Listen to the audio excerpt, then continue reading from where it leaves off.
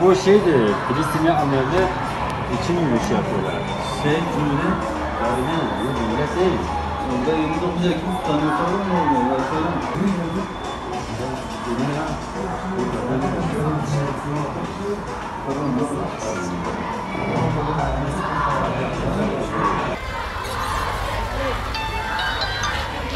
Efendim hocam. Alo.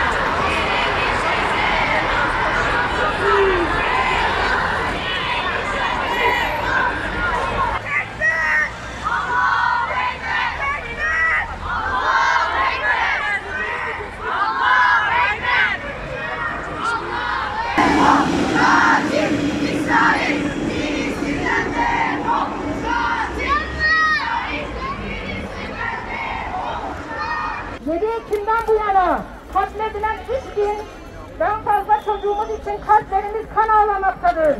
Her gün çocuklarını bombalar altında şehit veren Gazze'li annelerimizin feryatları yüreklerimizi dağlamaktadır. Henüz insanlığını kaybetmemiş tüm dünya anneleri gibi biz mutlu anneler de bu acıları yüreklerimizde derinden hissediyoruz ve bu vahşetelere dokuyoruz. Gazze'de anneler çocuklarını acılara toprağa vermekte. Çocuklarının uyanıp korkmadan sükunet içerisinde canlarını teslim etmeleri için Allah'a dua etmektedir. Gazze'de her sabah seferlerini giymiş bebeklerin cenaze namazı kılınmakta. Anne karnındaki henüz doğmamış bebekler bile katledilmektedir. Gazze'de anneler evlatlarını bir toprağa verirken aslında toprağa gömülenin insanlık olduğunu dünyaya haykırmaktadır. Evet, bugün dünya insanlığını Gazze'de kaybetmiş durumdadır. Dünyanın herhangi bir yerindeki kadın için yapılan sözde kadın hakları savunucuları, mesele Gazze'li anneler olunca suç olmaktadırlar. Çocuklar konusunda ahkam kesintiler, çocuk haklarından dem vuranlar, mesele Gazze'li çocuklar olunca kulaklarını tıkamaktadırlar. Bebekler beşiklerinde katledilirken Birleşmiş Milletler çocuklara yardım kurulmuşlar ve uluslararası insan hakları organizasyonları sınamanın ötesinde geçmemektedirler. Burada henüz vicdanını kaybetmemiş olan bütün insanlara, özellikle annelere sesleniyoruz. Daha ne kadar bu sessizlik devam edecek? Daha kaç annenin bedeninin çocuklarıyla birlikte parçalamasına seyirci kalacağız? Kaç çocuk annesine son kez bakıp cennete uğrayacak? Kaç tane abla, abi, kardeşine kefen almak için sıraya girecek? Kaç çocuğun adı eline ayağına yazılacak? Kaç çocuk daha derinden tanınacak?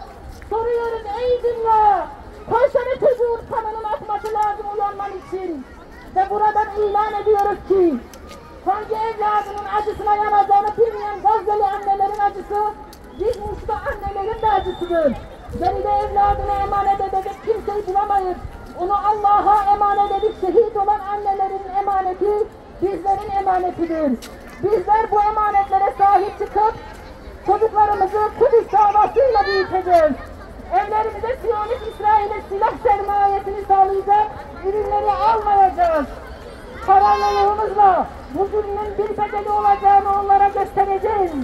Allah'ın izniyle bu mücadeleye omuz vererek tıpkı Filistinli annelerin yiğit evlatları gibi bizlerin de yetiştirdiğimiz evlatları ümmetin gururu olacaktır. Ben Filistinli çocuğum. Yoksul, aç, bir dilim ekmeğe, bir yudum suya muhtaç. Ben Filistinli çocuğum. Açsa güzel çiçekler, görmez gözüm. Bana silah uzanır gül ve çiçeklerine. Burada gül değil, gülleler vardır. Ben Filistinli çocuk. Unuttum oynamayı, unuttum oyuncakları. Bir tek oyun var bildiğim, sapanla savaşma. Silahtan başka oyuncak da görmedim zaten. Ben Filistinli çocuk. Doğduğumda kendimi savaşın içinde buldum. Gözümden yaş değil, kan gelir. Basına ve kamuoyuna. Euzubillahimineşşeytanirracim. Bismillahirrahmanirrahim. Filistin toprakları 1948 yılından bu yana İsrail terör şebekesi tarafından işgal edilmiş, milyonlarca Filistinli sistematik olarak zulme ve tehdide maruz bırakılmıştır.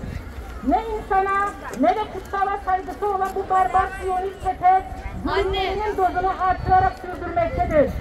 Filistin şu sözde uygar dünyanın iki yüzlülüğünü her daim ifşa etmiştir.